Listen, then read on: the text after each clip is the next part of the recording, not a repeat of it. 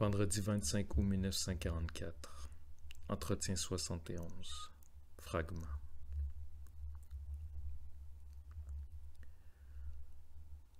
Un jour, nous apprenons que le nonce du pape, Monseigneur Angelo Rota, va nous rendre visite. Ce signe visible de protection est un réconfort pour les réfugiés.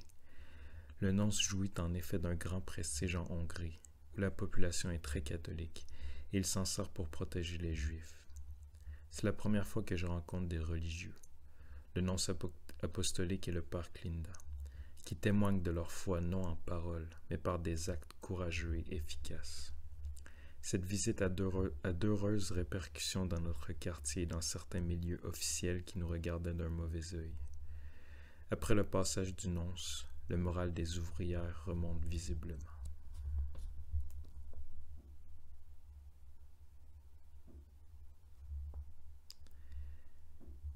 Soyez attentifs. La confiance placée en vous est litière, seule.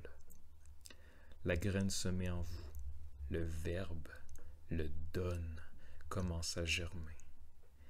La poussée continuelle tend l'enveloppe, qui éclate toute seule. N'ayez pas peur, vivez. N'ayez pas peur si l'enveloppe se déchire. Ce qui ne sert plus doit disparaître. Perdre l'enveloppe ne fait pas mal. Ne regrettez pas l'enveloppe, car le germe vit. Arrosez la graine. Si vous ne le faites pas, elle meurt. Arrosez avec ce qui est manque en vous, et il n'y aura plus ni question ni incertitude. Celle qui parle a arrosé la graine avec l'eau de l'humilité, et la graine pousse. Faites ainsi vous aussi.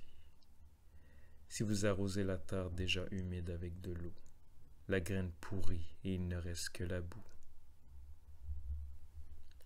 À Lily, cherche en toi le manque et tu seras entière.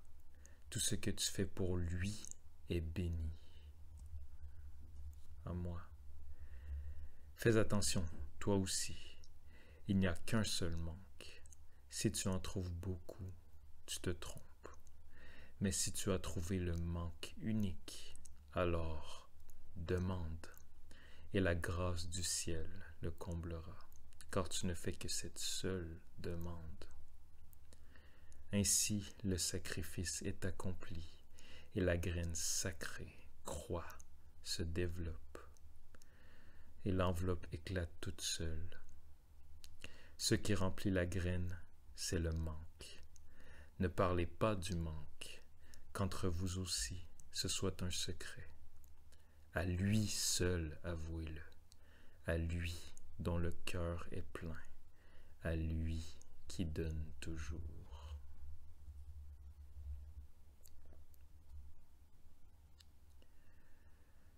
Je comprends immédiatement combien ce manque conscient peut être utile. Un vide attire des forces qui le remplissent, et ce processus est renforcé par la demande.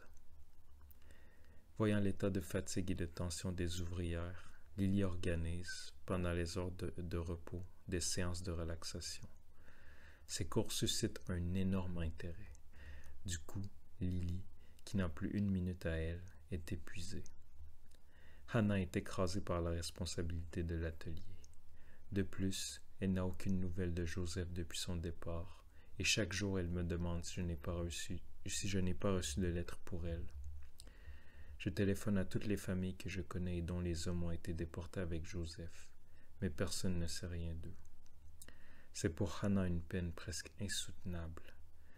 Moi aussi, j'ai du mal à faire mon travail parce que je manque de vitalité intérieure, et la situation politique devient de plus en plus terrifiante.